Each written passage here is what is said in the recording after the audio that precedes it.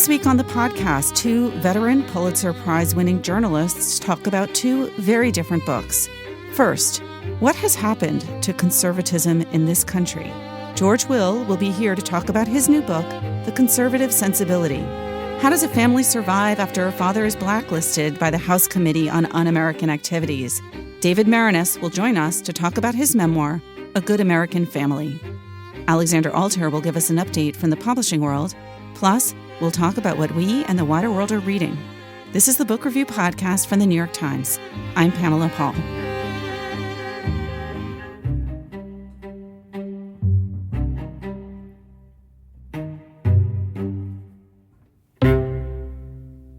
George Will joins us now from Washington. He is a longtime columnist for the Washington Post, as well as a frequent television commentator, the author of 16 books. His latest is called The Conservative Sensibility. George, thank you so much for being here. Glad to be with you. So this is a big book. It feels monumental in its ambitions and scope. And before we get into it, let's just start with the title. In terms of the conservative sensibility, how do you define conservatism? Because it's a term that's been kind of bandied about. There are variations, paleo and neo and traditional and now never Trumper. And how do you see conservatism? Well, the foundational question is, what do conservatives want to conserve? And my answer is the American founding. And by the American founding, I mean three things. The doctrine of natural rights, that is, that there are certain rights essential to the flourishing of creatures such as us. From that it flows the second doctrine, which is that there is a fixed, stable human nature, that we are not merely creatures that acquire culture, whatever culture we're situated in, because when you say that, you open this vast governmental project that we saw the totalitarians of the 20th century undertake, that is to, by remaking the culture, remaking human beings. And third, from this it flows the separation of powers. The idea that government must be strong enough to protect our rights, to secure our rights, in the crucial verb in the Declaration of Independence. That's why governments are instituted, to secure our rights, but not so strong as to threaten them, to which end the founders created this constitutional architecture rich with blocking mechanisms to slow it down and make it tempered and to produce what Madison called, in a phrase I never stop delighting in, mitigated democracy. When people think of separation of powers, and especially when they think about it today, they often think about it in terms of the branches of government and sort of the checks and balances and control within the government on its own power. And that's something that I'm assuming you may have a view on in terms of how that's functioning right now. I think it's functioning very badly, not because, as is commonly and carelessly said, presidents have usurped the powers of Congress. Congress has all too willingly given presidents these powers. Presidents of both parties, Congresses of both parties have been complicit in this, I think, unconstitutional delegation of legislative authority. As a result, we have a presidency completely untethered from real accountability. We have the first branch of government, which is first for a reason, that is the legislative branch, marginalizing itself, and presidents whose job description in the rather spare Article 2 of the Constitution says he shall take care that the laws are faithfully executed, makes him definitionally secondary. Right. But we've seen, partly because of modern means of communication, mass communication, first radio, which was as exciting in its day and as disruptive in its day of American politics as the Internet has been in our day, we've seen the presidency take on a wholly, I think, unhealthy centrality in our lives. I mentioned in my book that when Franklin Roosevelt gave his first fireside chat after being inaugurated in 1933, he began it with two words that do not appear in the transcript up at Hyde Park, but he spoke them. He began by saying, "My friends." Now, today, we've had presidents who feel our pain and all the rest, and that intimacy between presidents and the public doesn't startle us anymore, but just try to imagine George Washington saying to a group of strangers, "My friends." This is a kind of intimacy with our leaders that I think is fundamentally unhealthy. I really don't want to be friends with my presidents. You mentioned the legislative branch as being the first branch of government and the one that is perhaps, in your view, the most dysfunctional today, and sort of where conservatism stands within the two parties.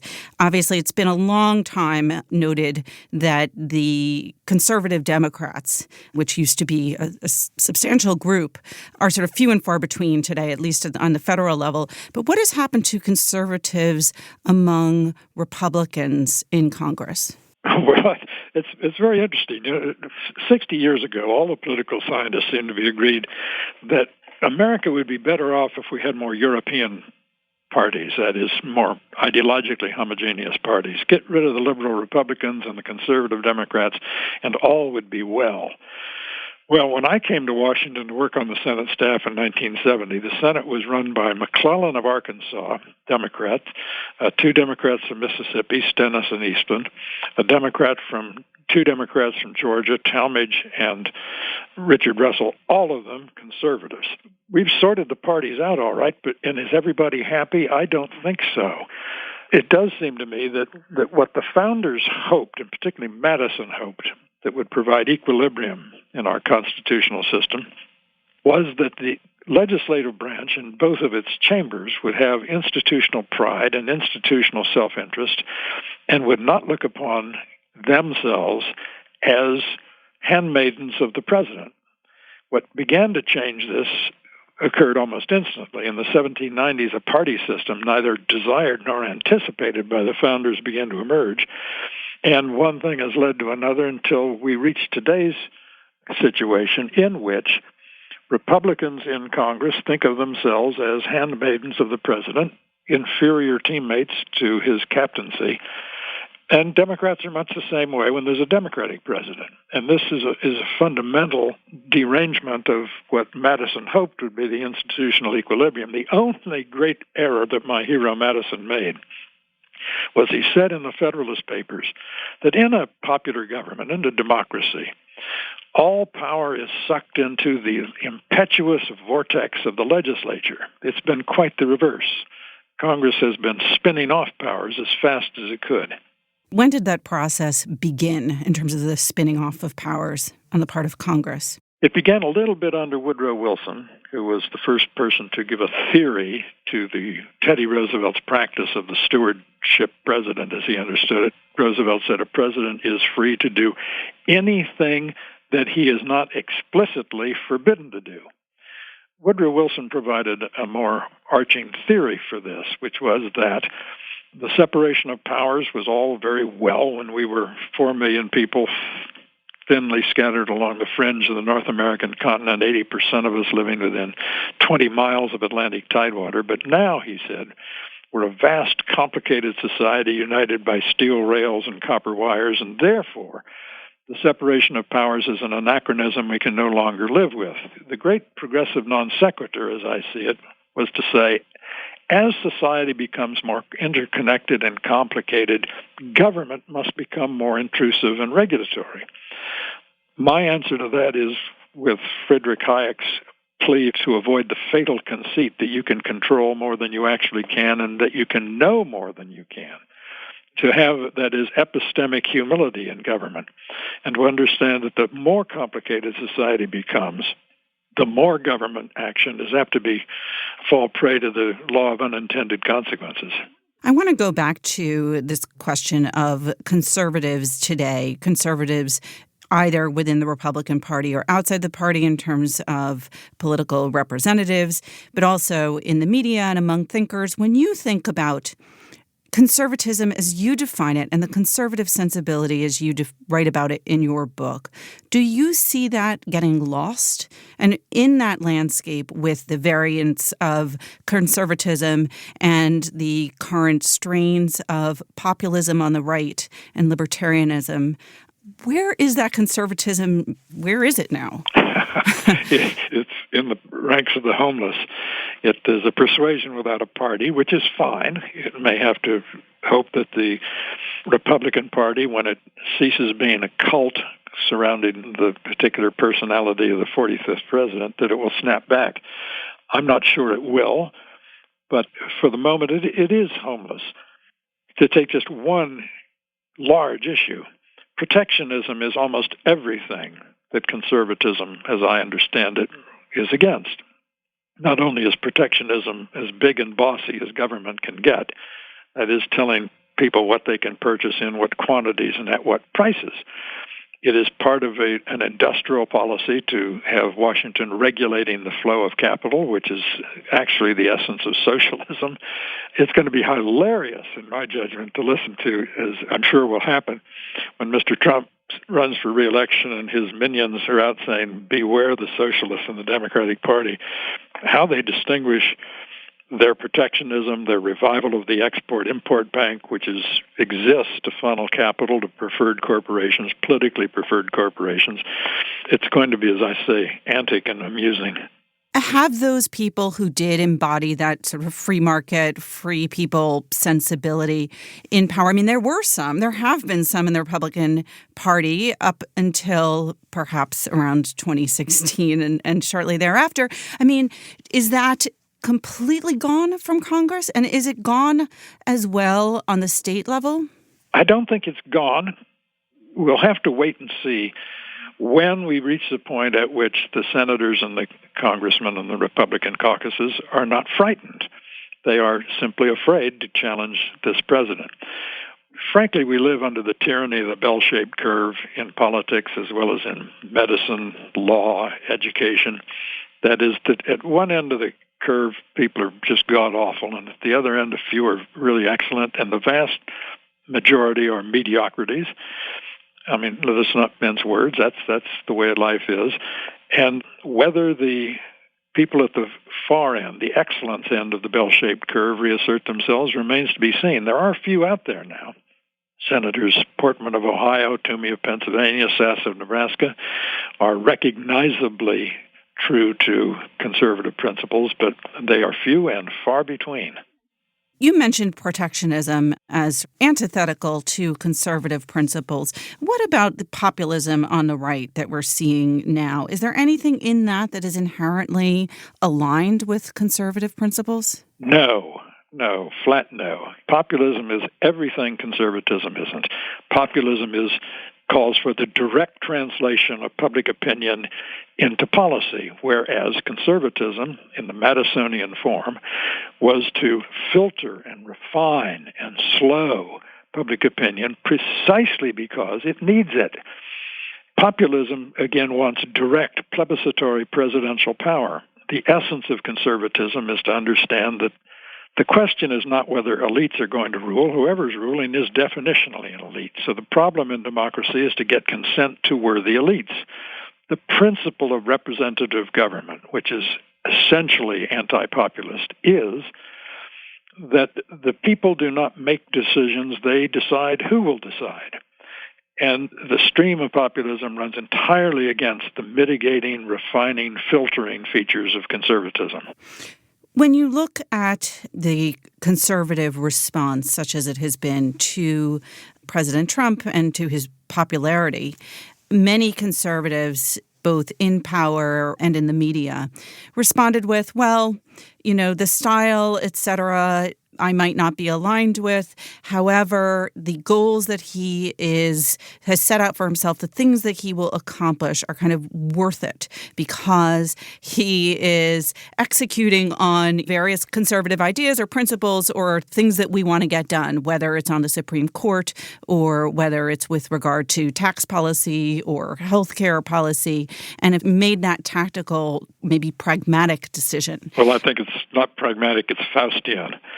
Second, this is the but Gorsuch response. They say, yes, he lies, yes, he does this, yes, he does that. But Gorsuch, look, any Republican president would have wanted to cut the corporate tax rate. Barack Obama wanted to cut the corporate tax rate, which was an anomaly in the world that we now live in. Any Republican president would have had a deregulatory agenda. Any Republican president would have taken judicial nominees from the kinds of lists prepared by the Federalist Society, of which I, by the way, am a card-carrying member. What Mr. Trump brings that is distinctive and distinctively unconservative is the manner. Now, some will say that's a merely aesthetic concern. Aesthetics matter. I believe that what this president has done to our culture, to our civic discourse, you cannot unring these bells, and you cannot unsay what he has said, and you cannot change that he has now, in a very short time, made it seem normal for schoolboy taunts and obvious lies to be spun out in a constant stream. I think this will do more lasting damage than Richard Nixon's surreptitious burglaries did. They were surreptitious for a reason. They were not acceptable. And once revealed, they were punished and we moved on. What Donald Trump's revolutionary effect has been to make things acceptable that were unthinkable until recently. Try to imagine Jack Kennedy or Dwight Eisenhower or any other president talking the way this one does. You can't. You mentioned that you are a card-carrying member of the Federalist Society, but in many respects, including with regard to your attitudes toward judicial activism on the Supreme Court, you don't wholly align with what some people might consider to be mainstream conservatism. Well, I think the mainstream is now two mainstreams. I think many of the most interesting arguments in America today are not between conservatives and progressives. They're among conservatives. The principal one of which is what you've just put your finger on. It's in my chapter called The Judicial Supervision of Democracy. Many conservatives, for many years, reacting against some of the more freewheeling decisions of the Warren Court, held that it was conservative to urge the courts to be passive, to be respectful of whatever was done, to defer to the legislative branches, the democratic institutions. The irony is that they were adopting the deferential judicial restraint rhetoric of the progressives, and particularly of their great pinup Oliver Wendell Holmes, who famously said, if the American people want to go to hell, I will help them. It's my job. My argument at great length, and this really represents a change on my part over my 50 years in Washington. My argument is that no, judicial deference is often dereliction of duty. The reason I argue in the Conservative Sensibility that the third most important American in public life after Lincoln and Washington was John Marshall is that he understood and won rapid public acceptance of judicial review. That is, if you have a written constitution, you must lay the acts of popular branches of government next to the Constitution, and when the former are discordant with the latter prevails. So I believe that we are not nearly active enough in the judiciary in striking down laws that have, A, no real majority behind them, but rather are, B, the work of intense, compact, confident, articulate, and well-lawyered factions, bending public power to private advantage. That's what the economists call rent-seeking, and it, not baseball, is now the national pastime. I'm not going to pick up on the baseball thread. I'm sorry. But you did mention that this is one way in which you've changed your views over the years. One major change that you made now 2 years ago in 2017 was to leave the Republican Party. 2016, actually. Ah, okay. So before he was even nominated. Got it. Left. So where does that leave you when you look at 2020? Well, it leaves me looking for a way to remove this person from public life. I think he's quite harmful and destructive. And if the other party will give us half a chance, that is to not nominate someone who's completely off-putting in the other direction, I think a lot of people of my persuasion would be inclined to support them. All right, well, let's get specific because we have a field now of 20-something candidates. Are there specific or few that you think you could see yourself voting for at this point? Well, my Sunday column, my coming column, says that I think the most astute nominee would be Senator Michael Bennet of Colorado. He's won 2 hotly contested, closely contested Senate elections in a swing state, a state that is literally one-third, Democrat, Republican, and Independent. He's impeccably, incorrigibly, I would say, progressive on a large number of issues. But he isn't as prone as some of these candidates have quickly shown themselves to be to shooting themselves in the foot. Just to take one example, the I did it. You begin a campaign for the presidency by saying to 180 million Americans who have private health insurance and like it, that you're going to take it away from them. Why start out offending people? Or this sudden and inexplicable and maddening nostalgia for busing school children, that is, assigning children to school on the basis of their race, which I thought we got over in sometime around 1954. You mentioned several times in the course of this conversation the name of our current president, Donald Trump, but his name is not in the book. I'm assuming that was a deliberate choice. Well, it was a deliberate choice, but not a difficult one. I mean, I didn't have to suppress the urge. First of all, I don't think there's insufficient attention paid to him.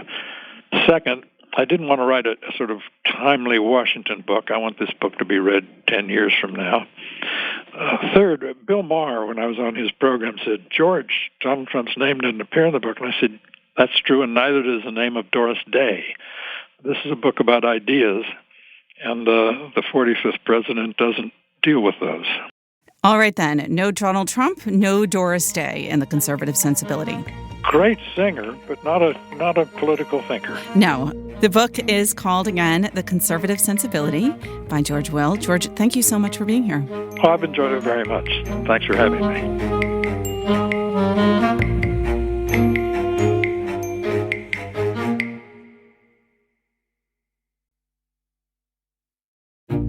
So here's a request for our listeners. I get lots of feedback from you, some complaints, lots of kind words. Really appreciate it. You can always reach me directly at books@nytimes.com. I will write back. But you can also, if you feel moved to do so, review us on any platform where you download the podcast, whether that's iTunes or Stitcher or Google Play or somewhere else. Please feel free to review us and, of course, email us at any time. Alexandra Alter joins us now to talk about something going on in the literary world. Hey, Alexandra. Hi, Pamela. What's new? So there's a book out this week that I absolutely loved, but it's a little hard to describe because there's this big metaphysical twist that happens that you can't really talk about until you read it. So you'll have to read it. But it's called The Need by Helen Phillips. And what was so fascinating to me about this book was the way she used sort of horror tropes and it's almost a psychological thriller, but really metaphysically driven and sort of supernatural in a way to explore motherhood. And I noticed there were a few other authors doing this. There was Karen Russell's story collection, Orange World. She has one of the title story, Orange World, is about a new mother who makes a deal with the devil to keep her baby alive. And it's very funny, but also scary and incredibly moving, which were qualities that I found in The Need as well. I interviewed Helen about this book and where it came from, and I spoke to some of the other authors.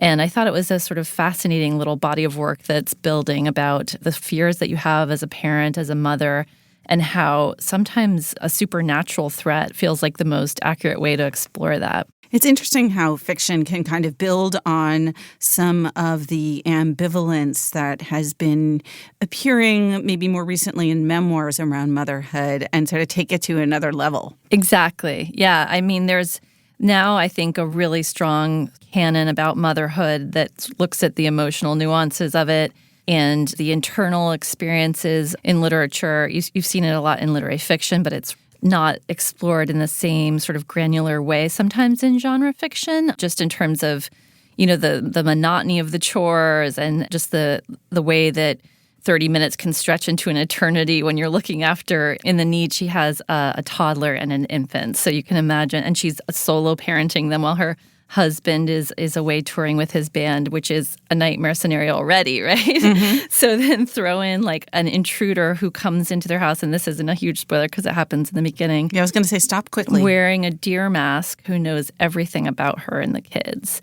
So it builds from there. It gets even scarier. And what I thought was so incredibly well done, and I spoke to Helen about how she did this, was just the attention to detail in the way that these really mundane everyday settings can feel so ominous. When she's imposed this sort of this tension that's building. She has 2 kids, and And the novel really grew out of that, as well as losing her sister to a serious illness around the time her daughter was born. In a way, the feeling that's in the back of your head that there could be an accident, that something could happen to your kids, that sort of infuses all these everyday situations, whether you're crossing the street in, a busy intersection, or you see them going down the slide for the first time and your heart sort of catches. She wrote about it so beautifully and movingly, but I thought the kind of the supernatural threat and the framework of almost a horror story really heightened all that for me. One of my favorite things, here's an insidery bit. When we were working on this piece, I think the editor slugged it, which is what we call giving a kind of a nomenclature to a story in development, either mom horror or horror mom. Yeah. So for those who are curious to read these books, tell us some of the titles. We've got the Helen Phillips The Need. Helen Phillips The Need is out this week. Karen Russell's collection, Orange World, came out earlier this year. And another novel that I mentioned, which was recommended to me by an editor on our desk, was Melanie Golding's Little Darlings, which is actually more of a straightforward horror novel, but it deals with this woman who's recently given birth to twins. She has sort of a traumatic delivery, and then she confronts this woman in the hospital who says they have to switch babies because hers are cursed. So it sort of unfolds from there, and it draws on an ancient fairy tale and myth, but it again uses, some sort of supernatural threat to sort of write about those feelings that you have in those hallucinatory early weeks of, sleeplessness and all of that with a newborn. All right. Well-read listeners, if you have other suggestions for mom horror books and want to send them to us at books@nytimes.com, you know that you will have at least one eager fellow reader here on the desk excited to dig in. Alexandra, thank you. Thank you.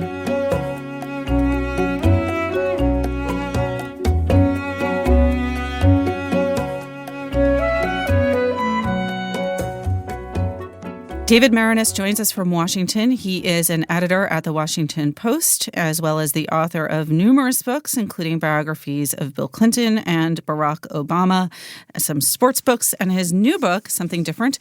It is called A Good American Family, The Red Scare, and My Father. David, thanks so much for being here. Thank you, Pamela. So you are well known as a biographer, as I mentioned, and you decided with this book to turn the lens inward and write about your own family. Why? Oh, there's so many reasons why, but to put it in the context of my biographies, I'd spent a lot of my career studying people who were strangers to me at the beginning and became very familiar to me. And as I was doing that, in almost every case, I realized that I probably knew more about their families than they did by the time I was done. I was certain of that in many cases. And yet it got me thinking a lot about, everybody's like that. We all have myths that are passed along from generation to generation, and very few people have biographers going back to look at what really happened. And I realized that I should do that with my own family. And I knew that this was a central thread in my family's story that was sort of under the surface, a shadow. We knew essentially about it, but didn't really know any of the details, and I wanted to go back and find out what really happened. So did you approach it as a journalist, as a biographer, the way you would with a book about people that you didn't grow up with? I approached it methodologically exactly the same way. Mm-hmm. I gathered all of the documents I could from 12 different archives, went to the places of the story. In this case, because it happened so long ago, interviews weren't as possible or as crucial, but oral histories were, and other documents. And so, I tried to approach it in all of those ways, methodologically, exactly as if I was reporting any of my other books, with the big difference that there was an emotional content to it that was unavoidably stronger and deeper. Right. And you knew some of the story of your father, Elliot, and your mother, Mary, but not all of it, I imagine, and probably learned new things about them. Tell us about who your father was. Elliot Maraniss, my father, grew up in Coney Island, Brooklyn, went to Abraham Lincoln High School, was sort of infused with the progressive ideas of the 1930s in that high school. His high school principal walked around the halls carrying a pocket edition of Emerson's essays in his back pocket. This was during the Depression. Then he went to the University of Michigan, where he was you might say, further radicalized by the Depression, by the rise of the labor movement, by the rise of fascism and Nazism in Europe. And all of those things led him into the Communist Party. At the same time, he was also a journalist and a veteran, a soldier who went off to fight in World War II and was actually the commander of an all-black unit during World War II. But then he was at the Detroit Times as a sort of their ace rewrite man in the late 40s, early 50s, when he was called before the House Un-American Activities Committee and fired for his communist involvement. All right, a lot to go through there. Let's go back to his politics. I mean, this is the 1920s. This is probably the time when people with his background in education and work experience might turn to communism. But why did he join the Communist Party? That's a question that I can never fully answer, but because he didn't talk about it, which is one of the parts of the story that I deal with, that my parents did not talk about this. But I know from everything I know about my father that his motivations were idealistic. He believed in equality, racial equality. He wanted America to live up to its promise. He was affected by the economic inequality of the 1930s and the Great Depression. And I think all of those factors led him in this direction. And as I say in the book, people see what they want to see, and he saw the promise of an egalitarian future and didn't see the reality of the Soviet Union. Why do you think he didn't want to talk about it? Do you think was it that he was ashamed of it, embarrassed, that he didn't want somehow to have his past sort of colored by this? What do you think was the reluctance? Yeah, I think it was more the latter, that he didn't want the present and future to be colored by it. Whether he was ashamed about it, I don't think so, but again, I don't know that. But he'd survived, he'd moved on, and he moved on in a very interesting way. A lot of former communists turned into neoconservatives, yes. Staunch anti-communists, or very bitter people.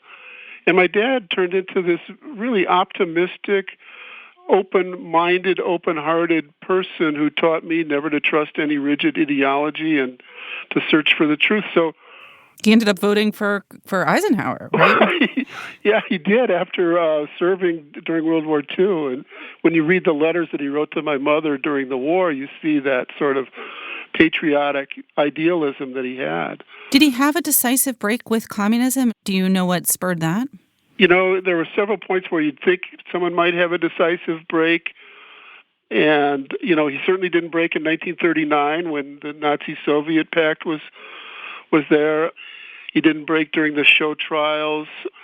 I could see from his writing that he was moving away from it in the early 50s, right around the time when he was called before the committee and struggling. And the FBI files, which are voluminous on him, show that they found no connection between him and the Communist Party after that. I mean, you brought up 1939. He not only didn't abandon communism at that point, but he actually embraced and sort of defended the Hitler-Stalin Pact. Yeah, he did, in pretty contorted editorials. He was a very persuasive editorialist, but he had to really go into contortions to make that defense. But that's one of the many things that I found that I knew would be uncomfortable for me. All of the editions of the Michigan Daily, where he was the editorial editor during that period from 38 to 40, were digitized, so I was able to read everything he ever wrote pretty easily. And they'd just been digitized when I started reporting the book. I both recognized his writing style and also was sort of disappointed is the wrong word, but it affected me to see what he was arguing. So you had never known prior to that? I didn't know that. Yeah. I mean, I knew that he had been blacklisted, that he and my mother had been involved in Marxism as young people, and that's really about as far as it went. And the FBI was sort of onto him as early as the war, right? Because he was assigned to command an all-black company, in part because he was suspected, sort of under suspicion for his communist sympathies. When he applied to be an officer, a military intelligence investigation was undertaken, and that showed his radical past at the University of Michigan, And like thousands of men who volunteered for the military after Pearl Harbor and had radical pasts, they tried to isolate them for the most part. So first he was isolated in Texas after the investigation, and they didn't want him to be an officer, but he was so highly regarded by his superiors that he became an officer, but then he was made the commander of an all-black unit, which is fascinating part of the racist history of America. The military was segregated in World War II, and the officers for black units were white, and they tended to be either Southern racists on the opinion that Southerners dealt with blacks more often and knew how to deal with them. Oh, God. Or Northern radicals who didn't mind it and wanted to take on that mission. So that my father fell into that latter category. How did he come to the attention of HUAC? He came to the attention of HUAC because of an informant named Maraniss Baldwin, who was recruited by the FBI in the early 1940s to infiltrate the Communist Party in Michigan. For 9 years, she rose through the ranks, eventually becoming the secretary of the party in Michigan, where she had hundreds and hundreds of names of people who had any time been involved in the Communist Party. And when the House Un-American Activities came to Detroit in late February and early March of 1952, their general mission was to try to go after the United Auto Workers and the radical elements in that local. But their star witness was Maraniss Baldwin, who was known as the grandmother spy. She was 49 years old, a grandmother. She came in from the cold for those hearings, named hundreds of names, including Elliot Maraniss, my father. So in 1952, he was asked to testify? He was called as a witness. He was subpoenaed. He was fired the day the subpoena was served at the Detroit Times. He testified a week later. He wanted to deliver a statement. The chairman of the committee would not let him read the statement, and it was filed away. And I found it decades later when I started researching this book. What was Room 740? Room 740 was the hearing room in the federal building in Detroit where the hearings were held for those 2 weeks in 1952. And it's where many of the characters of my book converge. Now, in 1952, how old were you at the time? Sort of what was the family situation? You had 2 siblings? I was 2, not quite 3. I had an older brother, Jim, who was 6, almost 7, and an older sister, Jeannie, who was 5. And I had no clue what was going on. What happened was when my dad was fired, it started sort of 5 years of us wandering around as he was blacklisted looking for employment. So Jim and Jeannie, during one semester, they were in 3 different schools as we moved from place to place. So it affected them in a different way. I mean, sure it affected me, but I was not conscious of what was going on. And your mother, Mary, was she forced to support the family? How did you get by during that period? She worked some. She worked when we lived in Cleveland, she worked at a department store. But with 3 little kids, that wasn't easy. So my father, first he was hired by the Compass newspaper in New York, and it folded a month after he got there. We were living with his parents in Coney Island. Then we went to Ann Arbor, and I don't have any clue I think they were just living I know we were living at my mother's family's house, and I don't think my father was working then. I see no indications that he was. Then he got a job at the Cleveland Plain Dealer, and that looked like it was going to work. But then the FBI came and told the publisher that they'd hired a former communist, and he was fired. We moved back to Detroit, and then he was really out of the newspaper business completely and selling party favors for some labor organization. It was a job that I can't comprehend my dad or anybody who ever knew him think he could do, but that's what he did for about 2 years. Finally, there was a strike by the printers in the Quad Cities of Iowa, and they put out a strike newspaper called Labor's Daily, and my father was hired to be an editor there, and we moved to Bettendorf, Iowa. The labor paper didn't last too long, but one remarkable thing happened, which is that every couple of weeks they'd run a column called Hello, Wisconsin by the old progressive founder and publisher of the Madison Capital Times. So he saw this little labor paper and said, who's putting this out? It looks great. My dad was a terrific newspaper man. He could do everything, writing, layout, copy. So Evie was so impressed by it that he found out who the editor was and called him up to Madison. This was in the summer of '57. The strike paper folded. My father was hired by the Capital Times. Joe McCarthy had just died, the sort of symbol of that era. The Braves were on their way to winning the World Series, for Wisconsin, and I was 7 years old, and life seemed good. And it really, Madison and the Capital Times saved our family, and everything turned from that point.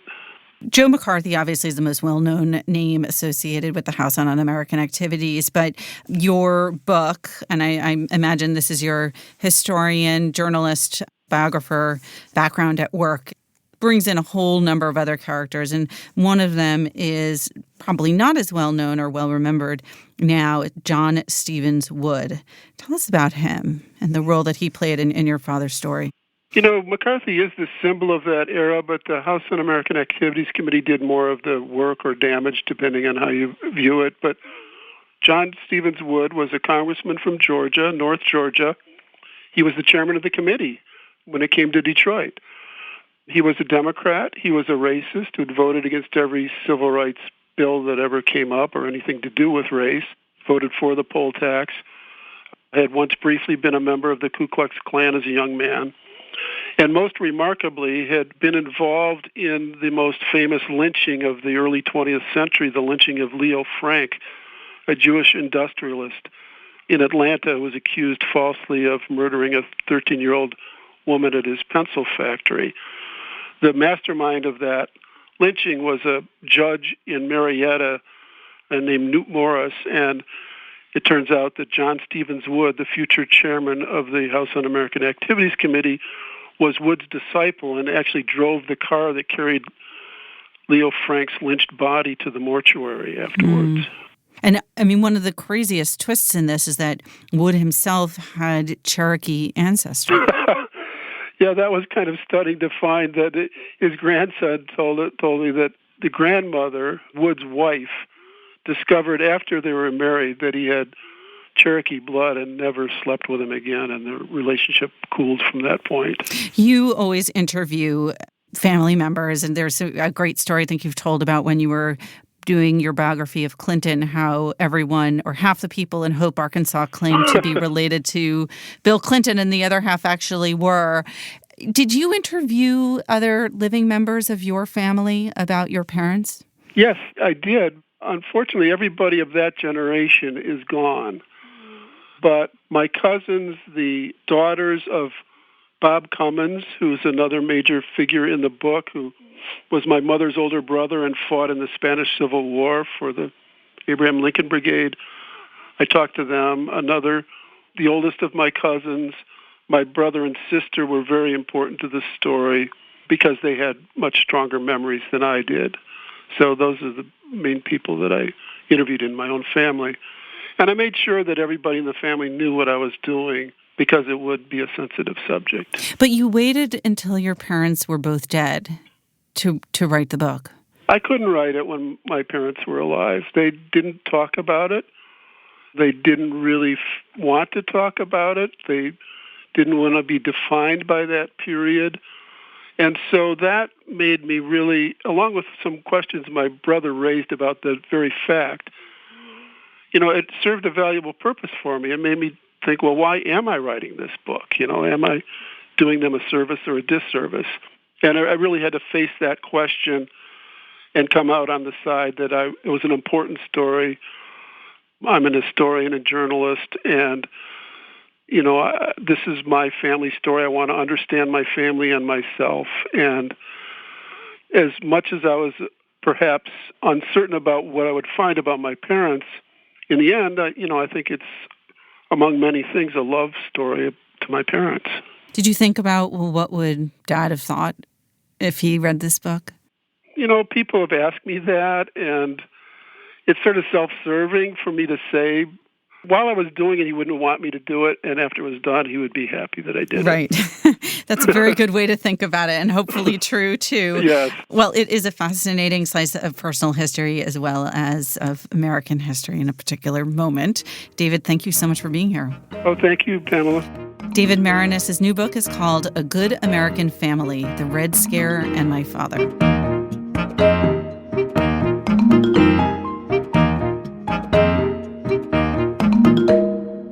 Joining us now, my colleagues Tina Jordan, Greg Coles, and John Williams to talk about what we're reading. Hey, guys. Hey, Pamela. All right, John, let's start with you. I've been on a roll lately with my reading, so I'm limiting myself. There are so many things I want to talk about, but I'm just going to – I narrowed it down to one. I read a novel by Annie Dillard called The May Trees, and I haven't ever read Dillard at length. I think I've read excerpts of her work, but I've never read a book. And this is kind of a strange place to start because she's mostly known as a nonfiction and nature writer, and this is a novel, I think one of only two she's written, and it came out in 2007. It tells the story, a love story, featuring a guy named Toby Maytree of the title, who falls in love with a woman named Lou Bigelow, who is, they're both in post-war Provincetown, Massachusetts when they meet and immediately fall very deeply in love. And they have a long relationship. They have a child. Then Maytree eventually sort of runs off for 20 years with another woman from the town named Deary, and then he eventually comes back. And so there's sort of playing around with time in the book. It's a fairly short book. And it's funny because I read a review of it afterwards, the review we had by Julia Reed in 2007, which is a very smart review. And it's harder on the book than I would have been, but she does get at this interesting dichotomy between the kind of pomposity of some of the book and the almost ridiculous word choice occasionally and a very strenuous poeticism that isn't usually my kind of thing. But then the flip side of that are that these characters are very vivid, and there are these incredibly beautiful, plain-spoken moments where she leaves the poeticism aside and just talks about the nature of love or relationships. And she basically says, even though the first half of the review is pretty tough, she says that it's almost a great book in the end. And I agree with that. I just want to read two incredibly short pieces just to give you a sense, because the writing, when it's good, is so great. This is Lou, who didn't expect to fall so deeply in love with Toby, who Dillard says of her. Love so sprang at her, she honestly thought no one had ever looked into it. Where was it in literature? Someone would have written something. She must not have recognized it.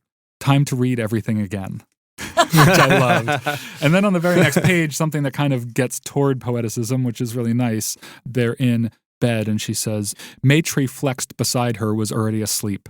He usually fell asleep as if dropped from a scarp. From above, he would look as if his parachute failed. Intimacy could not be unique to her and Maytree, this brief blending, this blind sea they entered together diving.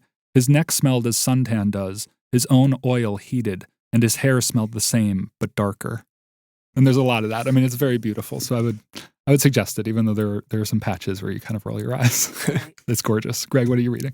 Well, I'm also reading something beautiful, maybe voicier than that, less lyrical. It's a story collection called Maggie Brown and Others by Peter Orner, whose writing I've liked for a long time, and he's reviewed for us.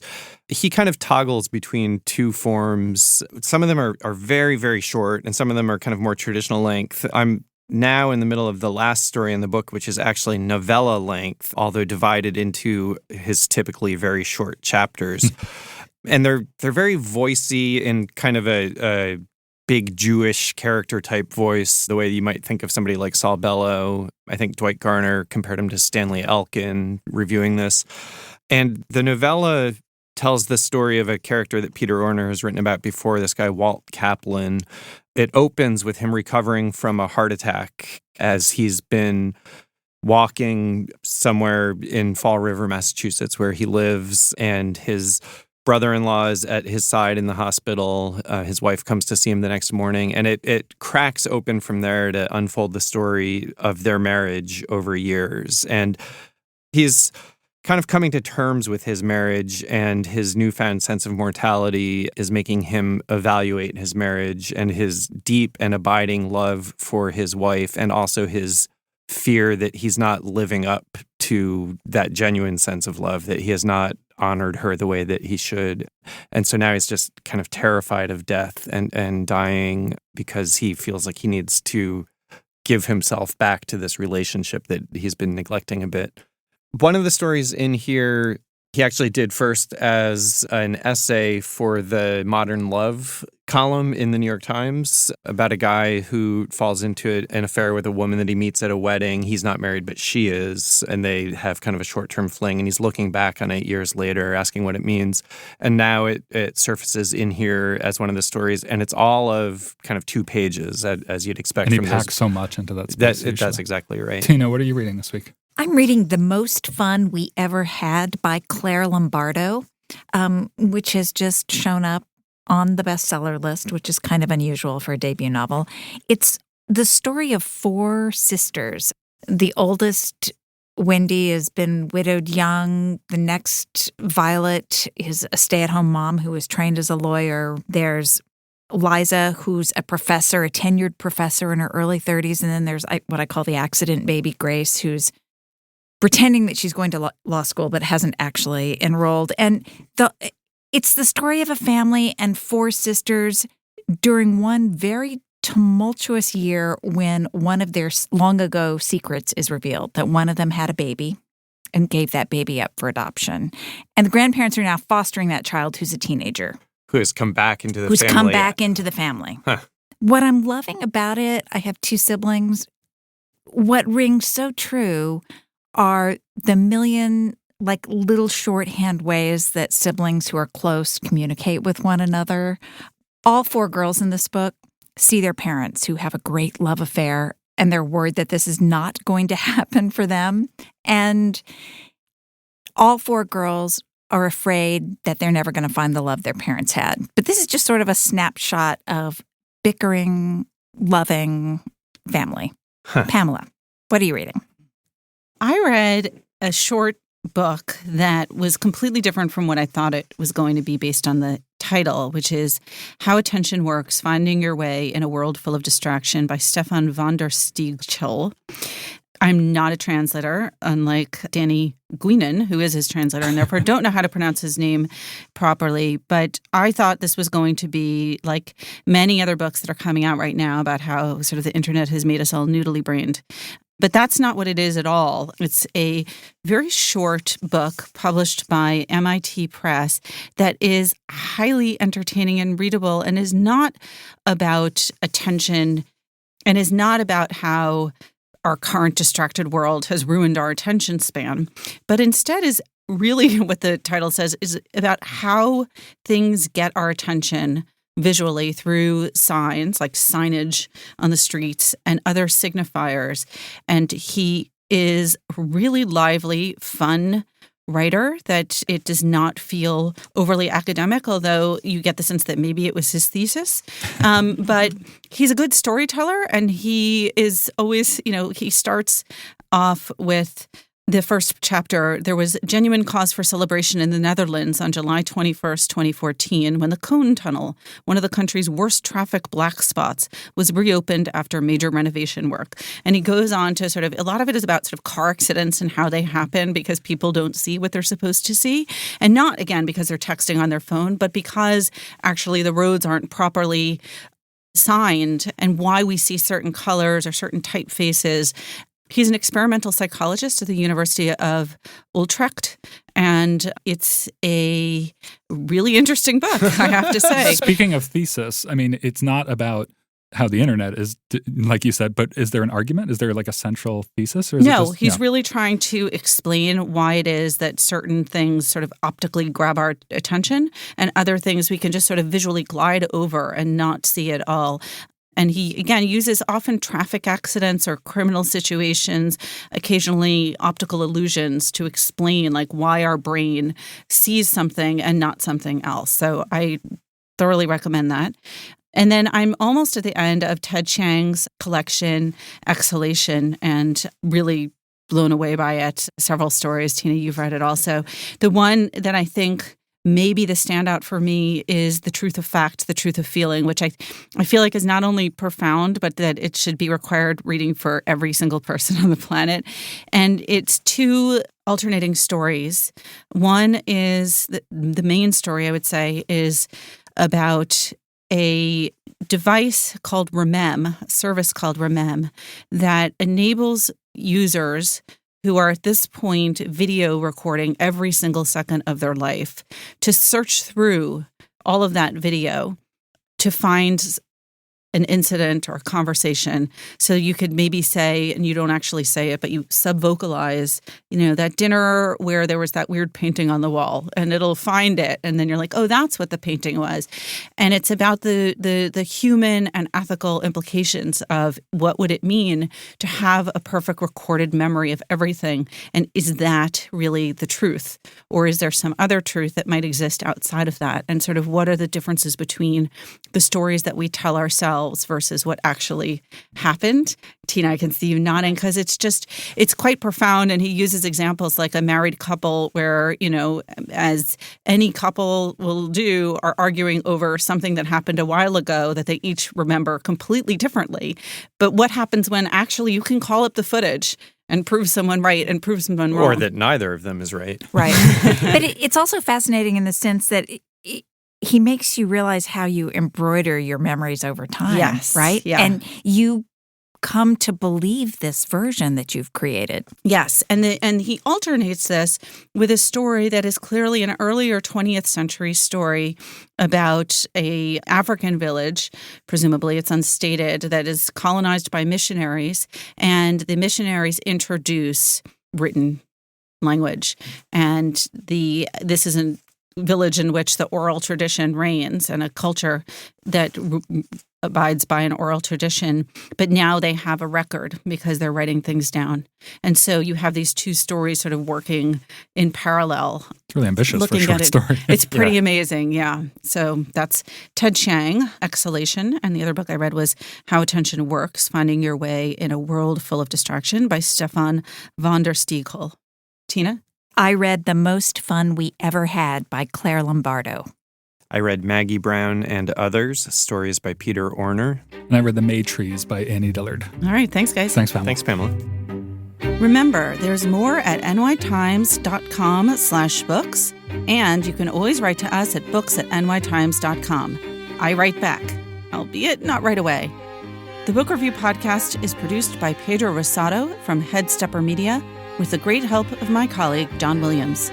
Thanks for listening. For the New York Times, I'm Pamela Paul.